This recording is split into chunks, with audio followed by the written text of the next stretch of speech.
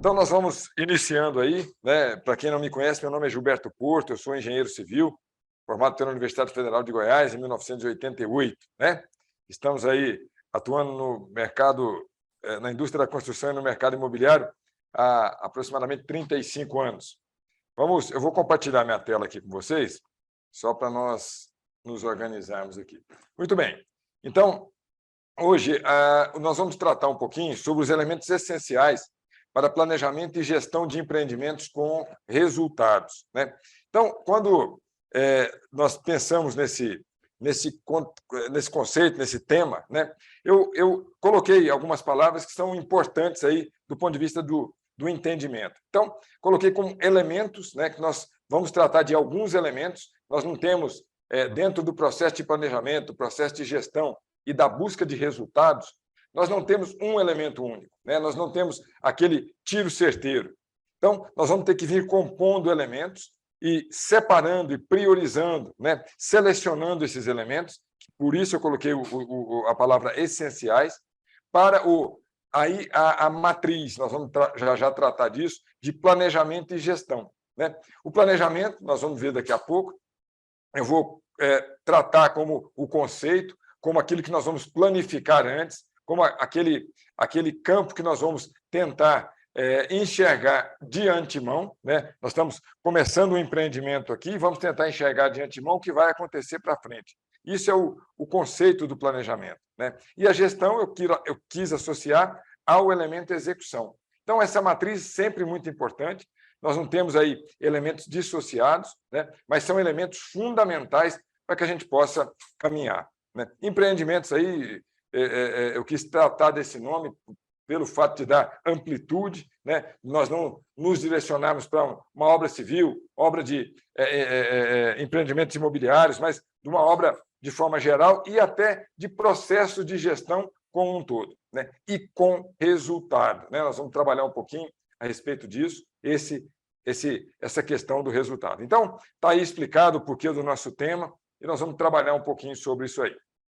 Primeiramente, eu gosto de trazer sempre uma introdução do nosso mercado, da indústria da construção, e focar principalmente num elemento muito agudo disso, né?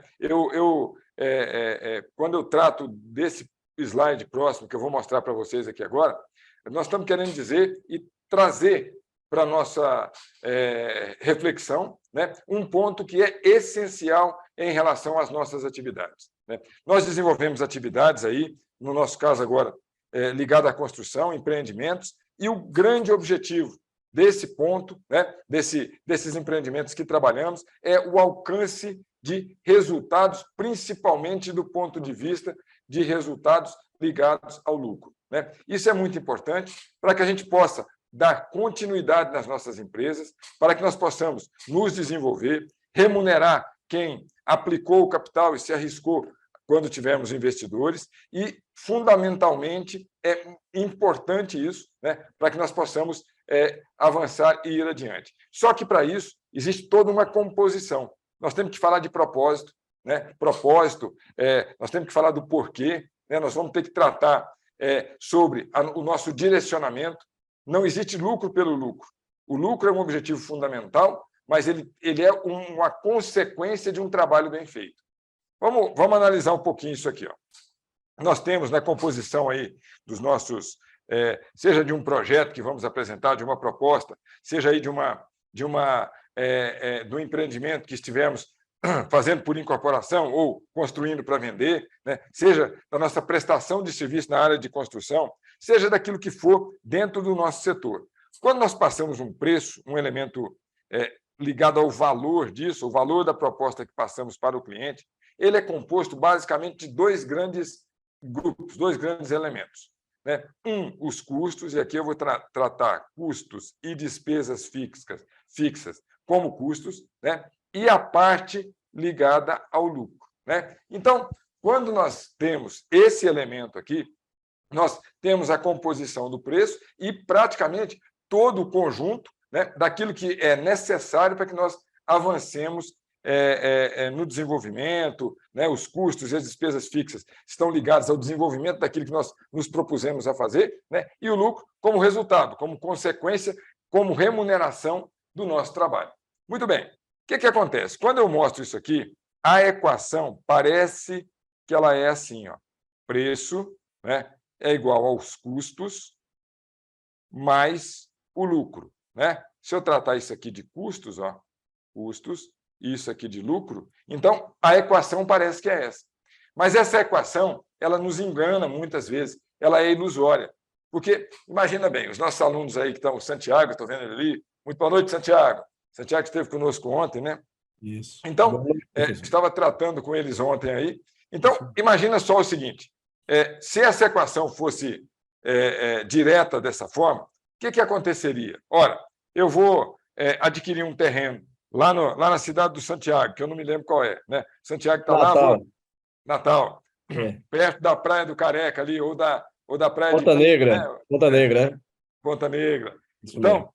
olha só, ele vai adquirir um terreno menor, né? Vai adquirir um terreno. A Elaine também estava ali conosco ontem. Muito boa noite, Elaine, seja muito bem-vinda mais uma vez, né? Então, o Renato vai adquirir um terreno ali, por exemplo, por R$60 mil, né? Isso aqui é o custo do terreno, ele pagou, não fez nem permuta, foi lá e comprou o terreno. E o Renato, querendo investir, ele vai construir 2 casas. Então, ele constrói uma casa 1, que ele gasta nessa casa 1, vamos colocar aqui em torno de, sei lá, R$80 mil, mais ou menos, né? De custo para a casa estar prontinha, entre projeto, a execução da obra, os materiais, a documentação depois para ele poder pegar o habite, averbar o habite. A casa está pronta, absolutamente pronta, inclusive do ponto de vista de documentação. E aí ele constrói também, dentro desse terreno, uma casa 2. Ele pegou um terreno e construiu 2 casas, também por R$80 mil aqui. Ora, dessa forma, o que vai acontecer? Quando o Renato somar, quando o Santiago somar aqui os custos, o que ele vai ter? 160, R$220 mil, né? Ó, R$220 mil é o custo que o Santiago teve entre o terreno e as 2 casas. Muito bem. E aí o Santiago resolve e fala assim: ó, ótimo, construí aqui as casas, agora eu vou vender a casa 1. Deixa eu ver se a cor está boa, tá? Ó, eu vou vender a casa 1 aqui por R$350 mil e vou vender a casa 2 também por R$350 mil. Quer dizer, eu vou apurar nesse negócio aqui R$700 mil. Muito bem. Então, se aquela equação está certa, essa aqui, ele tem aqui, ó, 700, não vou colocar os 1.000, não. 700 é igual a 220 mais o lucro. Então, o lucro que ele vai ter aqui, ó, se essa equação dessa forma aí fosse do jeito que eu estou fazendo, seria 700 menos 220. Ele teria um lucro aqui, ó, de R$480 mil. Né? Poxa, maravilha. Santiago, se precisar de sócio, eu estou chegando aí e vamos fazer. Vamos comprar uns 3, 4 terrenos desses e vamos levar à frente. Tá a pergunta, né? Era ótimo. A pergunta é desse jeito que funciona? Né? Até aqui, ó, o terreno, deixa eu mudar a cor da minha caneta, senão vocês não enxergam. Ó, o terreno aqui, tudo bem, custou 60 mil, ok. A casa 1 custar 80 mil, né? Okay. O Santiago acabou cuidadoso, acompanhou a obra, é zeloso com o custo, zeloso com o prazo, zeloso no padrão de qualidade que ele vai fazer, focou no nicho dele, focou no cliente para construir a casa e facilitar a venda. Até aí, tudo certo, né? A soma aqui também, se eu não errei nas contas, está tudo bem. Essa hora é perigoso fazer conta de cabeça, mas está aí, né? Agora, aqui, o questionamento é o Santiago que define o valor que ele vai vender cada casa? Não. Não é, né, Santiago? Ontem nós falamos a respeito disso. Quem define isso, gente? Quem define por quanto o Santiago vai conseguir colocar a casa dele à venda? O mercado. O mercado. Exatamente, o mercado. O que eu quero dizer com o mercado? Eu quero dizer sobre lei de oferta e procura, sobre característica do nicho, né? Que ele definiu para poder fazer as casas ali. É óbvio, se também houver ali na região uma proposta de, sei lá, de 60 mil reais por cada casa, é opção do Santiago também não vender. Não é obrigado, né, a vender naquele momento, vai aguardar uma condição melhor e tal. Mas, diretamente, quem define os valores é o mercado.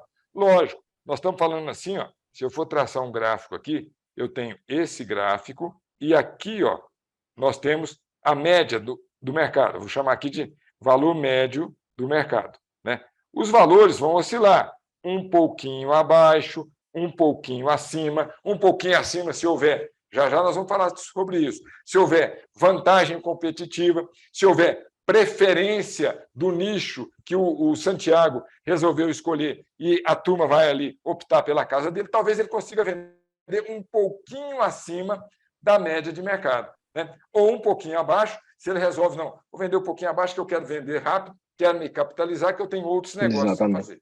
Muito bem.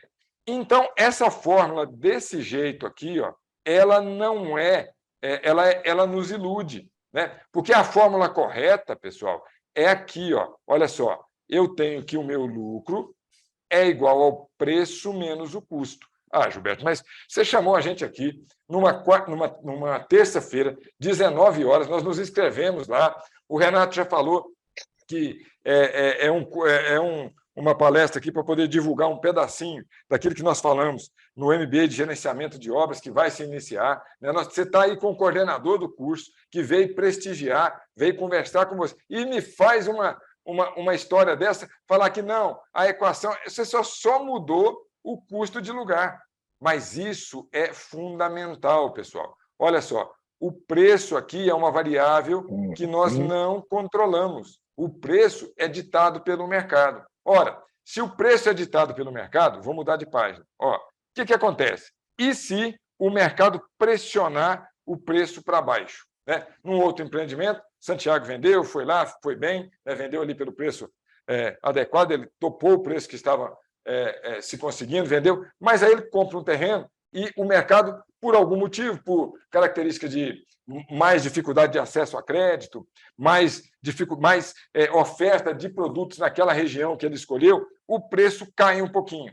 Ora, por essa equação aqui, ó, lucro igual ao preço menos o custo, se o preço for pressionado para baixo, o que nós vamos ter que fazer, gente, para manter o nosso mesmo nível de lucratividade?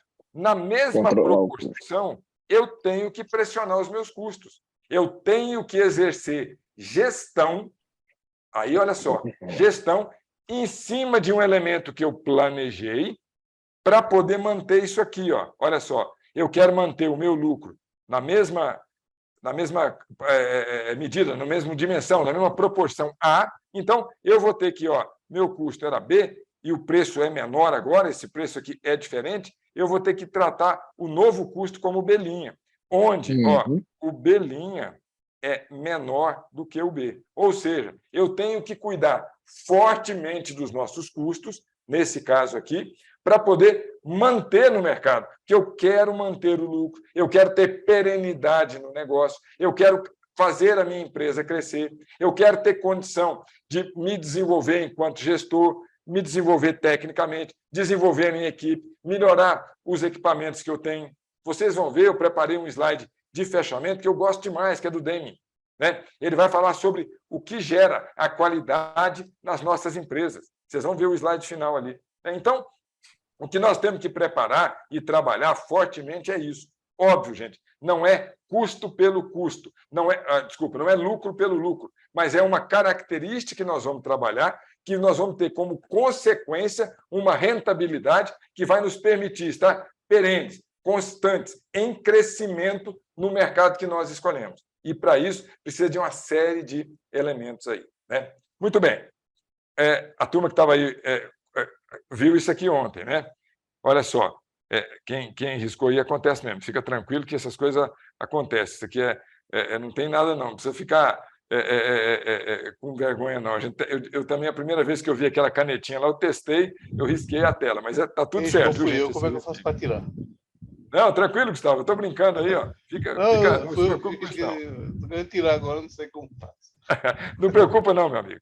Olha só, esse gráfico aqui é um gráfico que está num livro que eu, em 1994, né, eu tinha ali 6 anos de formado, né, e eu li esse livro chama-se Os 7 Hábitos das Pessoas, vou abreviar, das pessoas altamente eficazes. É um livro é um best-seller até hoje. Esse livro é campeão de vendas ou de leitura, né? É do Stephen Covey, né? Esse livro, o que o Stephen Covey fez? Ele pegou, como vários autores americanos fazem muito bem, né?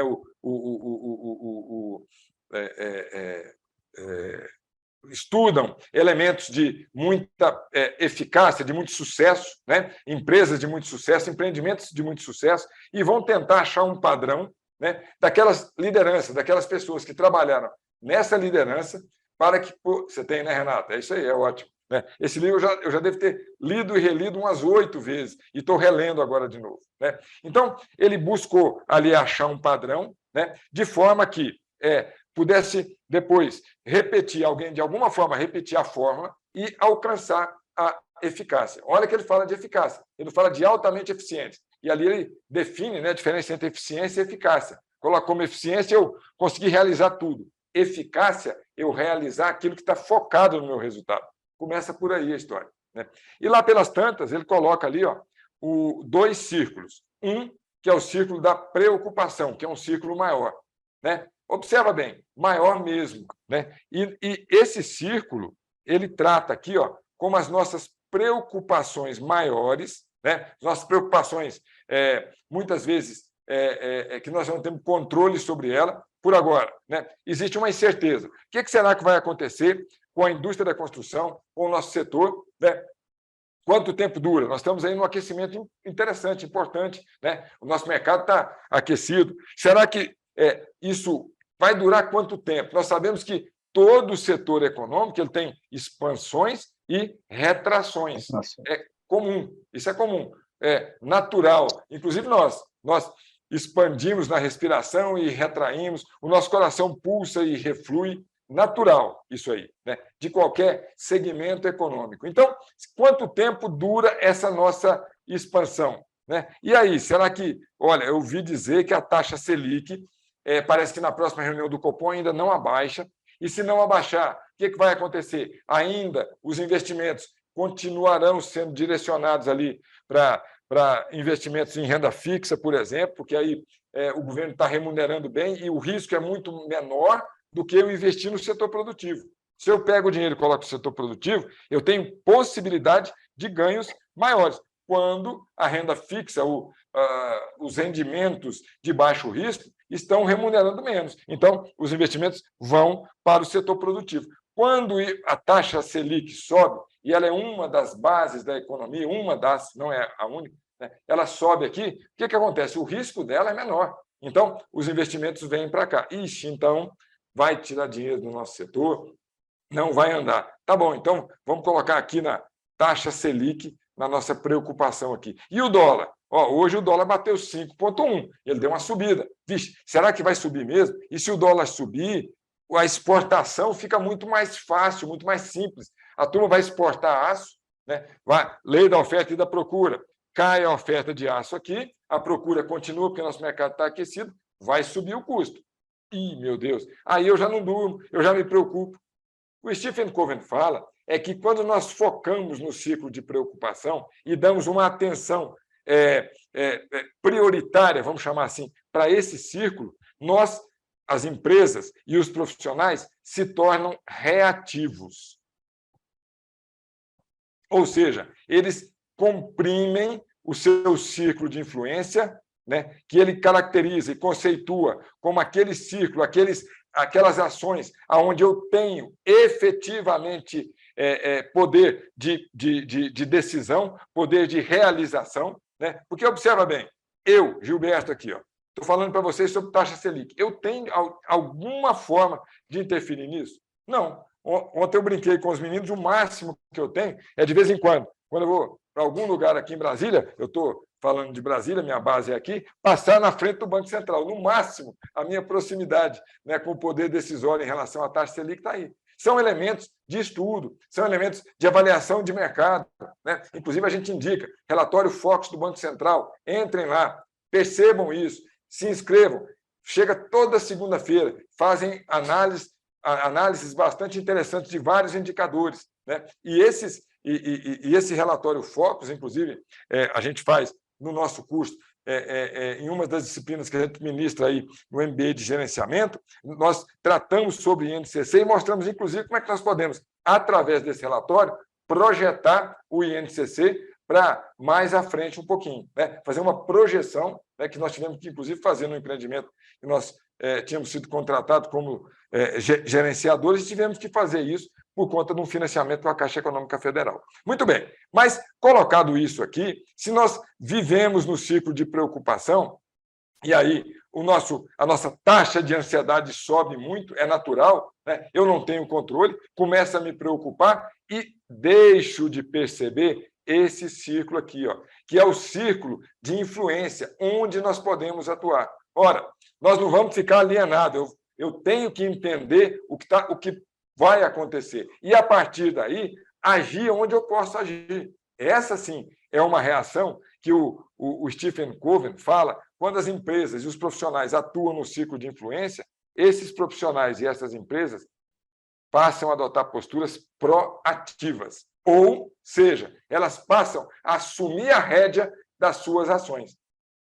E é importante isso, que a gente assuma as rédeas mesmo. Lógico, eu não tenho controle sobre tudo, mas sobre o negócio, sobre a escolha de nicho, sobre a escolha de produto, sobre o meu posicionamento em relação a propósito, qual que é o propósito da minha gestão, qual que é o propósito da minha empresa, qual que é o meu propósito enquanto profissional. O foco, nós vamos ver, eu já vou passar já e vou falar de 4 pilares, nós vamos ver que o foco vai estar no último pilar. A importância do propósito tem que estar no último pilar. Muito bem. Segura isso aí sobre ciclo de influência, né? Que é onde nós temos que atuar. Né? Eu vou falar para vocês aqui agora sobre 4 elementos, né, que estão presentes em qualquer nível de gestão, em qualquer tipo de empreendimento. Seja empreendimento da nossa área de construção civil, dos vários tipos, sejamos nós, vamos fazer uma reforma, nós vamos elaborar um laudo, nós vamos elaborar projetos técnicos, nós vamos gerenciar um shopping, vamos gerenciar um master plan, né, de, sei lá, 200 milhões de reais, seja o que for, tá certo? Nós vamos ter 4 pilares principais aí. Né? Uma aluna nossa uma vez falou, professor, isso não é um pilar, isso aí é uma coluna cisjônica, aí, mas eu continuo falando pilar. Né? Então, vamos lá. Primeiro pilar, pilar de maior carga, pilar de maior importância, né? É o pilar de custos, pelo que eu já falei para vocês, em relação ao resultado dos nossos negócios. Né? Gente, quando eu falo isso em relação ao lucro, o que eu estou chamando é para um nível de maturidade superior. Né? Falei várias vezes, não é o lucro pelo lucro, o lucro como consequência de um trabalho bem feito. É isso, porque ele precisa de perenidade. E, para isso, nós temos que ter os nossos custos controlados. Nós temos que saber exatamente qual é o nosso custo, onde ele é, qual é a origem dele, né? A gente tem que entender como é que isso é precificado e, a partir daí, fazer um acompanhamento com gestão. Né? Nós planejamos e aí nós vamos fazer, através da gestão, esse acompanhamento. Muito bem. Segundo pilar, de custo eu já falei um pouquinho quando eu falei sobre preço. Segundo pilar, pilar de prazos. Né? Aqui, gente, é fundamental por 2 questões. Uma, né? O prazo ele tem implicação direta nos custos. Né? Se eu tenho uma obra programada por um determinado tempo e eu aumento o prazo, eu atraso essa obra, necessariamente eu vou aumentar custo, porque eu tenho custos fixos a mais. Eu tenho mais... imagina que seja uma obra onde tem um engenheiro que seja o gestor. Eu tenho que pagar mais meses de salário para esse engenheiro, meses de salário para o mestre de obra, aluguel de container, que seja como barracão, etc. Então, a ampliação do prazo tem implicação direta nos custos. Outro elemento importante, que muitas vezes nós deixamos passar despercebido, reputação. E aí o nosso setor tem uma imagem sofrível em relação a isso. Quer ver? Quando a imprensa não tem assunto, presta atenção, ela vai numa obra, ela vai buscar alguém que recebeu, que atrasou, nossa, e é um prato cheio. Aí todo mundo tem uma história de obra atrasada para poder contar, porque a reputação no nosso setor é muito ruim. E aí, aquilo que eu falei, aquela hora, quando eu desenhei o gráfico, ó, preço médio de mercado, está aqui. E às vezes eu consigo colocar um pouquinho acima desde que eu tenha vantagem competitiva, isso diz respeito à reputação. Nós temos aqui em Brasília uma empresa, cliente nossa, que ela é líder de mercado. Oi? Alguém falou comigo? Não. Não. Então, nós temos aqui em Brasília uma empresa, líder de mercado, que é cliente nossa, né? E essa empresa, ela tem atuado ali 80% dos empreendimentos, 80% a 85% dos empreendimentos dela estão sendo realizados ali no setor noroeste, no setor de alto padrão aqui em Brasília, né? Logo próximo ali da Asa Norte. E ali, o preço do metro quadrado privativo, né? Não se assustem, não, né? Preço de Brasília é mais alto porque o custo do terreno é muito alto. O terreno aqui em Brasília fica na mão da Terracap, que faz os leilões, e o custo do terreno é muito alto. Sendo comercializado ali o custo do metro quadrado privativo entre R$ 14.500 a R$ 15.000 o metro quadrado privativo ali. A Enclave, por características, principalmente de respeito absoluto àquilo que combina com o cliente, no que diz respeito a prazos e outros elementos, né, ela consegue vender a 16.500, ela consegue colocar no mercado, ela vai acima desse preço. Aquilo que eu falei, tem ali uma média regulada pelo mercado, 14.500, R$ 15.000 mais ou menos, ela consegue acima, pelo fato de ter a preferência em relação àquele comprador, ao consumidor. Por quê? Porque ela tem uma reputação muito forte, né? Terceiro pilar, aqui, o pilar de qualidade. Eu prefiro usar aqui, ó, conformidade de produto. Eu uso um termo emprestado dos sistemas de gestão da qualidade, ISO, PDQPH, né? Produtos conformes ou não conformes. Então, conformidade de produto, né? Ela diz respeito muito à nossa característica, como é que nós encaramos, né, aquilo que nós combinamos entregar. Está muito associado ao nosso propósito.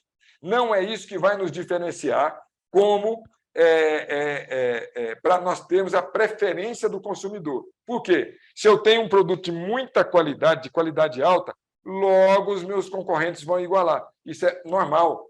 Vou dar um exemplo. Nós estávamos aqui no começo, quando surgiu o carro elétrico, né? Então, as incorporadoras aqui começaram, algumas, a colocar tomadas em algumas vagas selecionadas, né, para haver recarga ali da bateria do carro elétrico. Muito bem. Depois, essas mesmas incorporadoras, outras, né, uma começou e as outras foram copiando. Essa que iniciou, disseminou, colocou ponto de tomada em todas as vagas de garagem. Poxa, foi uma história. Começou o pessoal comentando, a cidade inteira. Logo, foi igualada pelos concorrentes ali. É natural isso, é natural. O produto que nós entregamos, muitas vezes, ele tem que ser muito bem cuidado. Sim, nós temos que ter um padrão de excelência muito alto. Não adianta nada eu ter outros propósitos, controlar custo e tal, e eu tenho um padrão de excelência baixo. Olha só, eu em sala de aula, inclusive, falo para os alunos, muitas vezes eles falam assim, ó, eu estou fazendo empreendimento de baixo padrão. Eu falei, não, você pode estar fazendo empreendimento de baixa renda. Baixo padrão não é, porque a característica, a sofisticação daqueles materiais que nós vamos utilizar ou não, a característica daquilo que nós combinamos em termos de memorial, em termos de especificações, não tem nada a ver com o meu zelo pelo produto final, né? Ora, eu posso estar usando no empreendimento de baixa renda um revestimento cerâmico de piso classe C, porque está combinado. O comprador assinou ali e ele tinha a especificação. É isso mesmo. Para ter um baixo custo, você tem produtos que também são de escala comercial, né? Esses, por exemplo, só para dar um exemplo para vocês, não sei se todos sabem, mas existem leilões feitos de madrugada das fábricas desse tipo de produto, que vem com pequenos defeitos, e os grandes players do mercado nessa área disputam isso de forma... Então, imagina você dizer que está entregando um porcelanato Porto Belo numa casa de um programa habitacional de baixa renda, né? Uma casa de 52 metros quadrados, você está colocando ali na casa um porcelanato de 40 por 40 ou 50 por 50, Porto Belo, ou Secrisa, ou Portinari, que seja. Então, só que esses produtos são produtos que vieram com pequenos defeitos no esmalte, né?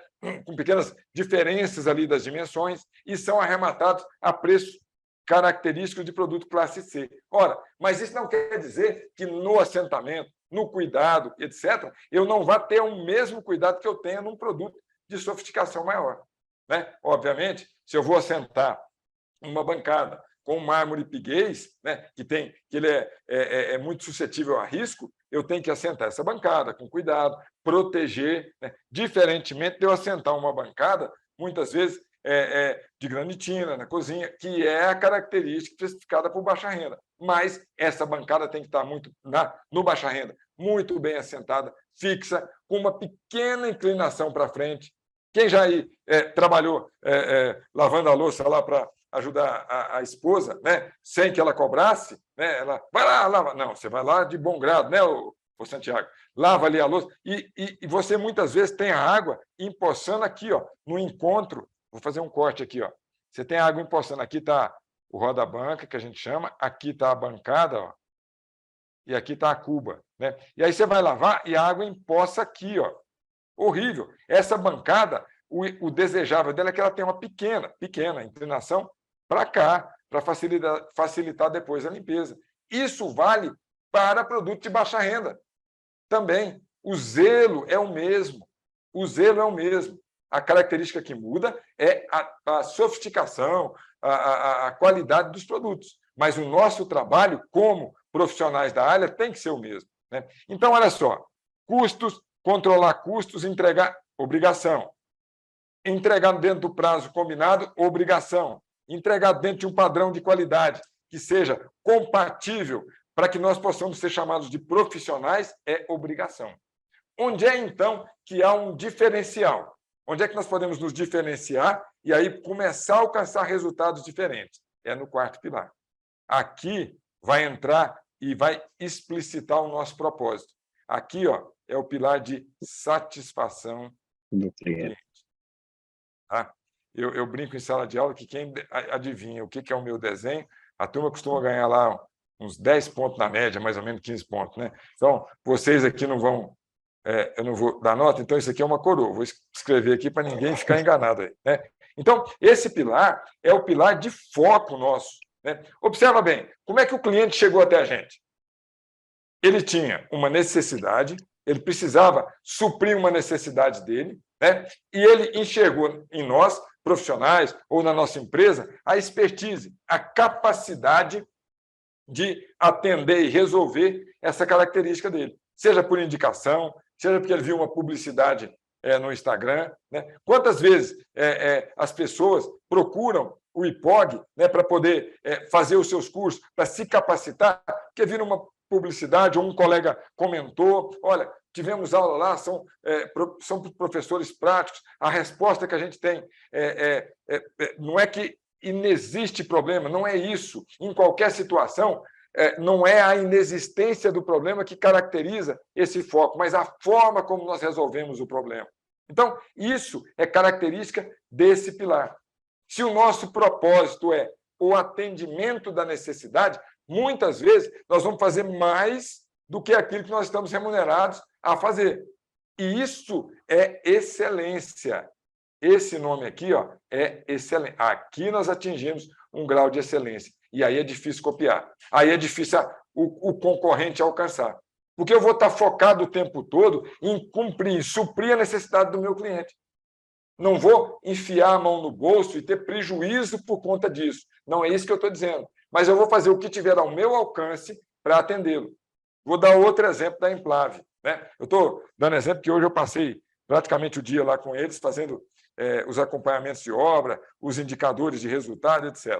Então, lá, além dessa questão da absoluta, quase obsessivo a questão de prazo, né? Eles têm um trabalho fortíssimo no pós-obra. Olha só, quando você faz um produto com qualidade, com excelência, chamam o cliente, treinam o cliente para poder receber as unidades, né?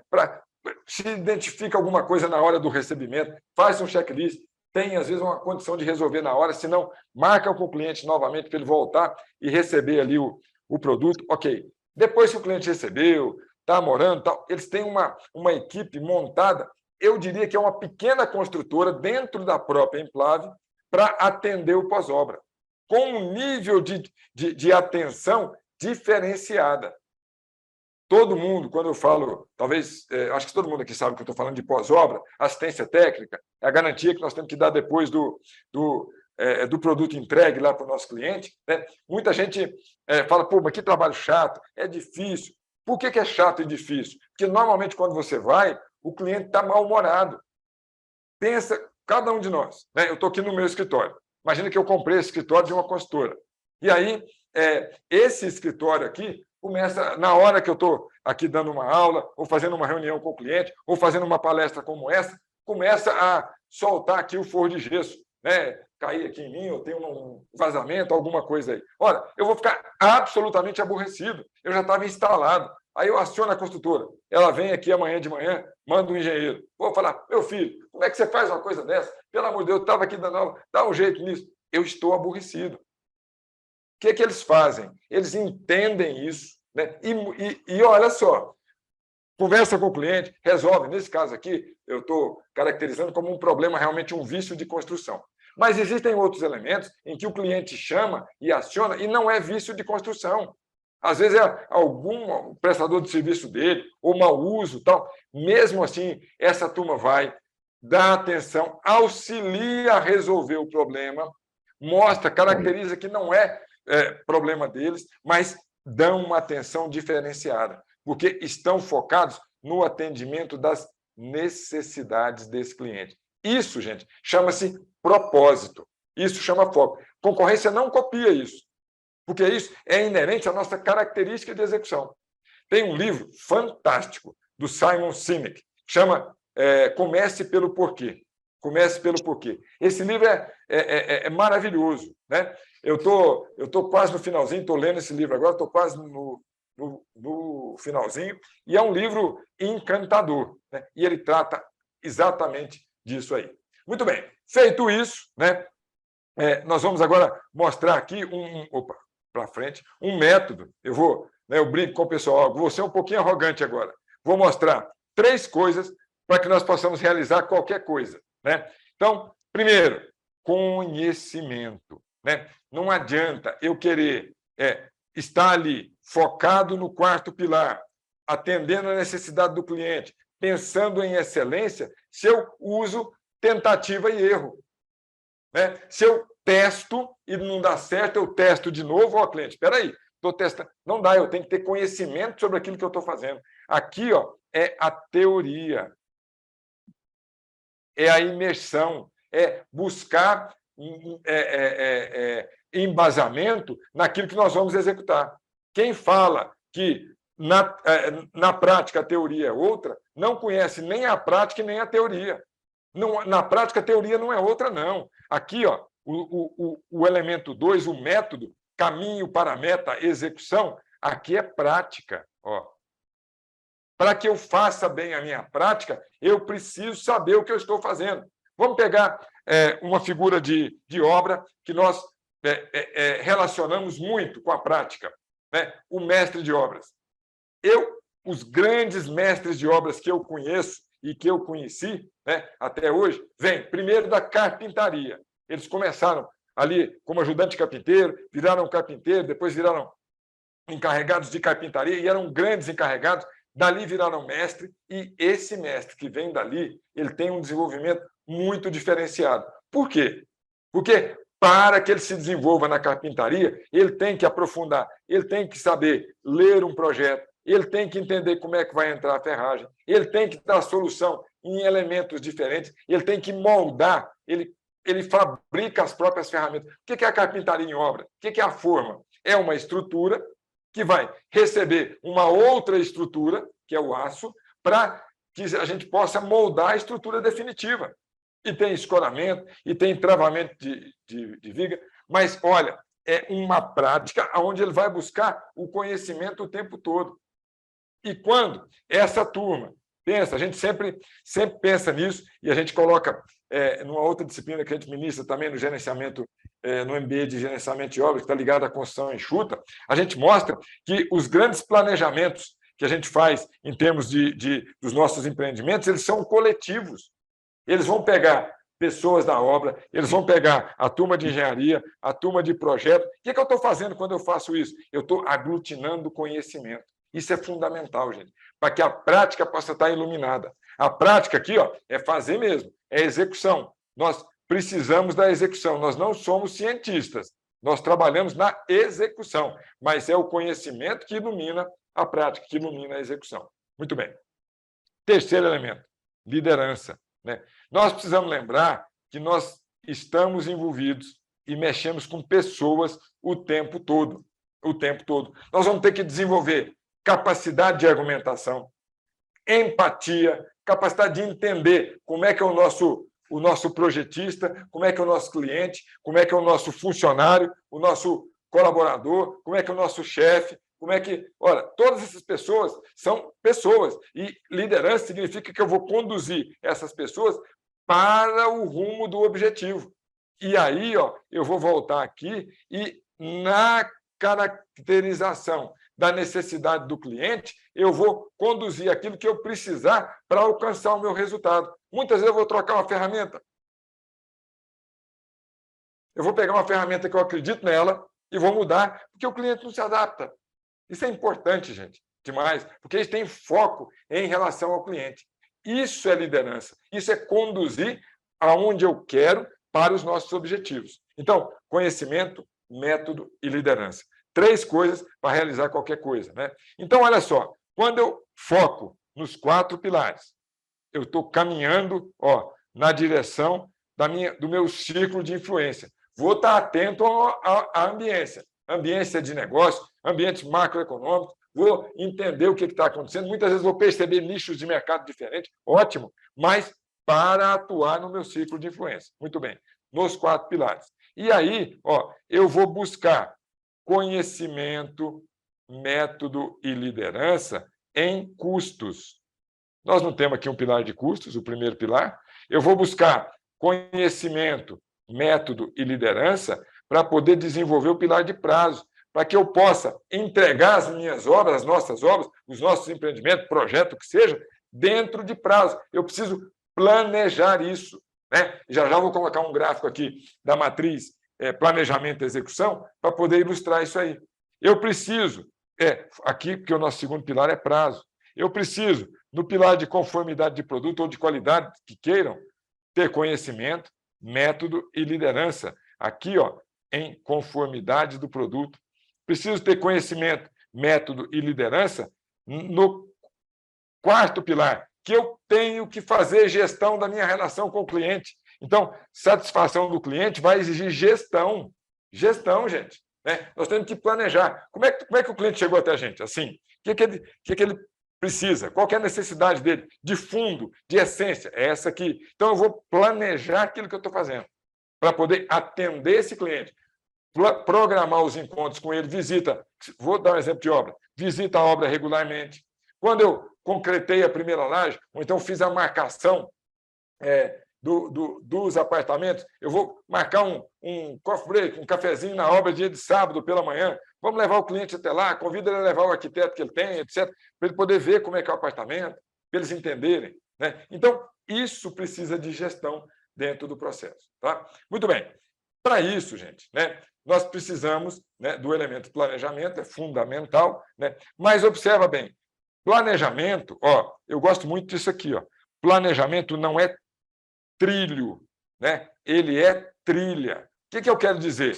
Nós vivemos no mundo real. Não é assim, vou fazer um planejamento absolutamente perfeito, eu vou sair do meu ponto de início, vou caminhar com tudo aquilo que eu preciso e vou chegar diretamente aonde eu quero chegar. Deixa eu pegar meu quadro branco aqui. Estou querendo dizer isso aqui. Ó. Muita gente se ilude. Ilusão, de novo. Ó. Eu tenho um ponto aqui inicial, o início, e eu tenho aqui um ponto que é o meu objetivo, que é o final. Né? E aí eu penso o seguinte, ó, ora, se eu fizer um planejamento maravilhoso, vai acontecer isso aqui. Ó. Eu vou sair daqui e vou alcançar o ponto aqui. E nós damos o nome disso aqui, ó, de planejamento.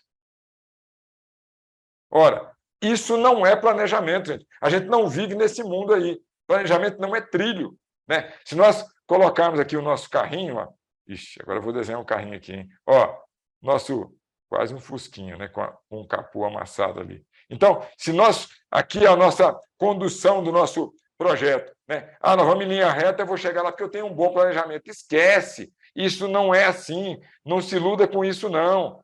O que nós vivemos e o mundo real ele é assim, ó. Quer ver? Vou mostrar para vocês, ó. Ele é um delimitador, ó, colocando limites aqui. Esses tracejados, aí sim eu posso chamar isso aqui de planejamento. Cada tracinho desse aqui, ó, é como se fosse um holograma. Se eu colocasse uma lupa aqui, ó, né, vou colocar uma lupazinha aqui, ó, isso é lupa, tá, gente? Ó, lupa. Eu vou pegar esse pontinho aqui e esse pontinho vai ter limite de custo, ele vai me dar o limite de prazo, ele vai me dar o limite de conformidade de produto ou de qualidade e da minha relação com o cliente. Cada um desses. E o meu carrinho vai assim, ó, começou a obra, um caso real aqui, ó, começou a obra, precisa começar depois de amanhã concretar as estacas de um eixo de 8 estacas de um cliente nosso aqui que vai estar montando um grande supermercado, um atacarejo, que se chama hoje, né?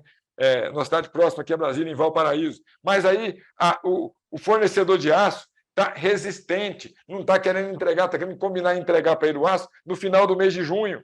Tivemos que nós marcamos para amanhã uma reunião lá no representante regional dessa grande fornecedora de aço, para poder conversar com ele e mostrar, falar, não dá, né? Porque o nosso mundo, ó, eu preciso do aço aqui, nossa, senão eu vou estourar o prazo. Aí eu venho, contrato a mão de obra, estou lá, aí a carpintaria começa a faltar, porque o camarada bebeu um pouquinho mais no final de semana e nosso planejamento é trilha. O nosso mundo real é trilha. Então, o que acontece com essa trilha aqui é que nós vamos andando ao longo dela e o planejamento vai nos dando os limites. O que eu não posso é passar desses pontos aqui, ó.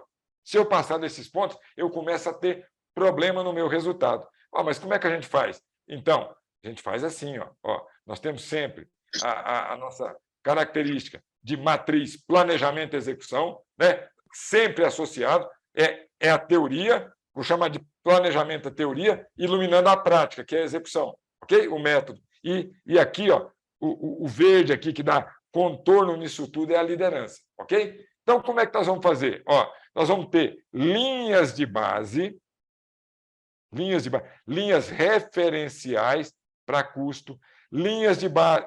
Qual que é a linha referencial de custo? São os orçamentos que nós temos, né? Nós montamos orçamentos de vários tipos, mas nós temos nosso orçamento, que é a linha de base, referencial de custo. Linha de base, referencial de prazos, os vários tipos de cronograma. Gráfico de Gantt, cronograma físico-financeiro, né? Cronograma de macroetapas, linhas de balanço, que vão nos dar o elemento semanal ali. É na semana que a gente ganha ou perde o jogo, não é no mês.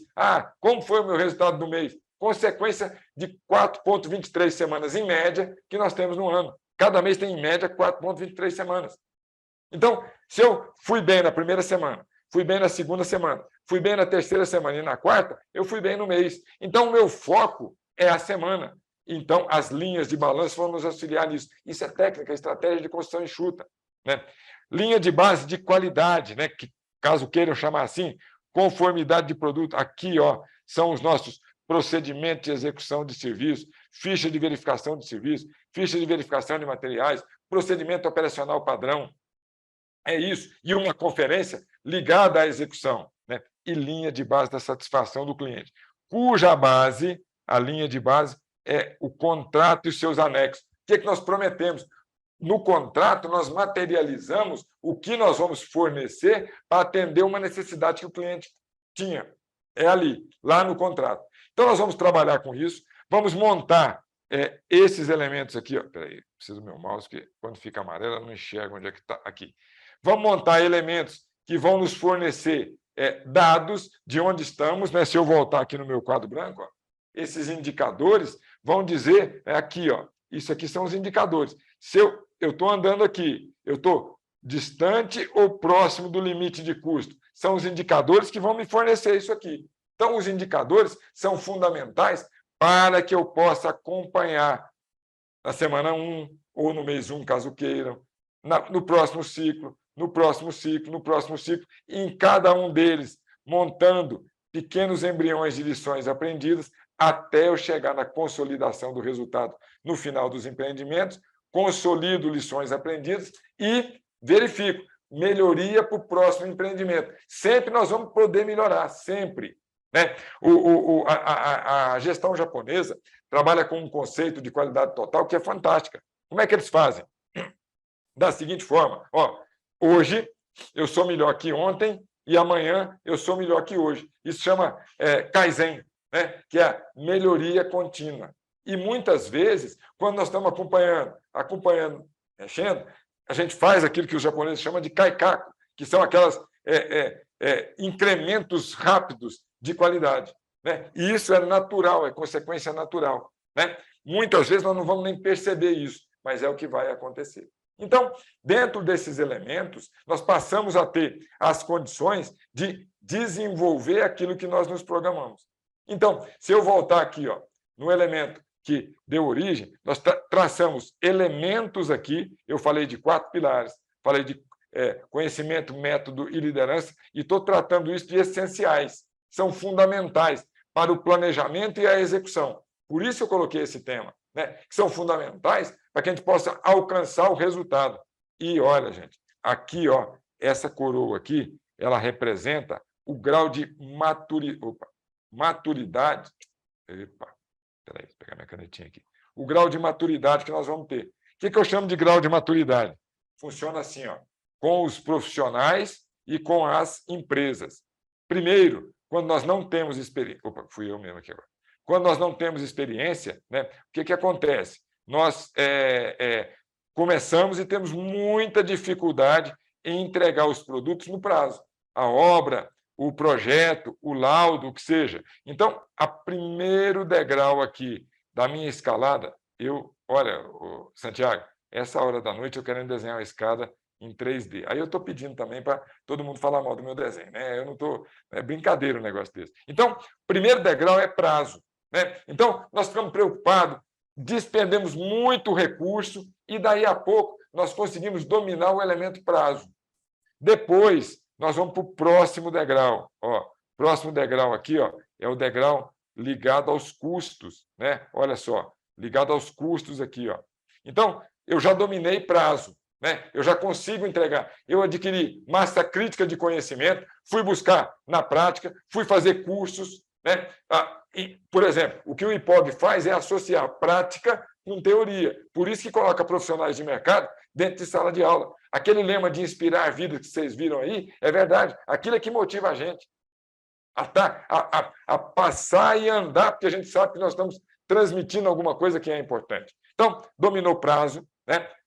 Aí, antes, para entregar no prazo, despendia muito custo, muito elementos, recursos abundantes. Agora, ele domina o segundo degrau. Então, ele entrega no prazo, que já passou a ser característica, e começa a bater as metas de custo. Muito bem, mas ainda custa, muitas vezes, da qualidade dos produtos, né? Ou da conformidade deles. Aí ele começa a ter condição, mais um degrauzinho, de entregar no prazo, ele já dominou isso, entregar dentro do custo programado e com um grau de qualidade, de excelência, né? Excelência não ainda, né? Mas um grau de qualidade do produto que ele está fazendo importante ali. Muito bem. Aí, quando ele passa a fazer, vou até colocar dourado aqui, quando ele passa a fazer o último degrau, aqui, o último degrau é quando ele consegue entregar no prazo, entregar no custo, com um padrão de qualidade alto e foco total no cliente, na necessidade do cliente. Muitas vezes, mudando alguma coisa no meio do jogo. Quando ele chega aqui nesse degrau, esse profissional, essa empresa, né, é difícil de se alcançar, é difícil de se imitar. Esse profissional e essa empresa vai ter vantagem competitiva, vai se destacar no mercado. Por quê? Porque o foco dele está lá no topo, está na fonte que gera os trabalhos dele, está na fonte que traz a demanda para os produtos que ele tem capacidade de entregar. Então, isso é fundamental, fundamental. Né? Então, em cima disso, a gente preparou aqui para vocês, já está ali o tempo que o Renato me deu. O Renato é hiper rígido, ele falou assim, se você passar de 1 hora, eu puxo a sua orelha. Então, para eu não tomar, né, professor Flávio, para eu não tomar bronca ao vivo aqui, eu não vou passar de 1 hora, não. Mas eu trouxe 2 últimos slides para vocês aqui. Ó. O primeiro deles é esse aqui, ó. Uma publicidade que o IPOG colocou, né, lá no seu Instagram, que eu gostei demais. Né? Olha, não há, falando assim, conhecimento sem estudo, não tem como adquirir. Conquista sem esforço, não tem jeito. É suor mesmo, é dedicação, é tempo ligado àquele processo. E nem sucesso sem dedicação. Não há receita mágica. Né? Nós, infelizmente, o nosso povo tem aí, às vezes, uma tendência daquela tacada única, né? Por isso que Mega Sena, loteria, faz tanto sucesso. Não, eu faço de vez em quando uma fezinha, né? Nunca não passo de 1 número, 2, muitas vezes, mas a gente tenta, né? Mas não é assim. É uma conquista que vai se acumulando ao longo do tempo. E olha só, o complemento dessa publicidade. O caminho percorrido rumo ao sucesso profissional pode ser desafiador. Vai pedir que eu me dedique horas de aula após um dia de trabalho, como acontece nas sextas-feiras, na pós-graduação, um dia inteiro no sábado, apesar de ter tido uma semana desafiadora para os alunos. Né?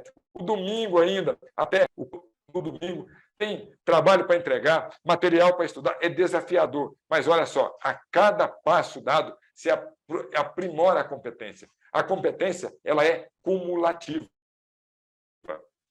Nós vamos, a cada passo que eu escuto, relaciono com o que eu estou fazendo e tento aplicar, isso vai se aprimorando a cada passo, até que nós não percebemos. Né? E, por fim, como eu prometi, uma frase do Edward Denning, um dos grandes qualidades que contribuiu, um americano, que contribuiu para o rendimento da economia japonesa no pós-guerra, e ele fala o seguinte, a qualidade de uma organização e a qualidade no âmbito total. Pensa na construção de produto, satisfação do cliente. A qualidade de uma organização só pode ser melhorada se a qualidade dos seus líderes for melhorada.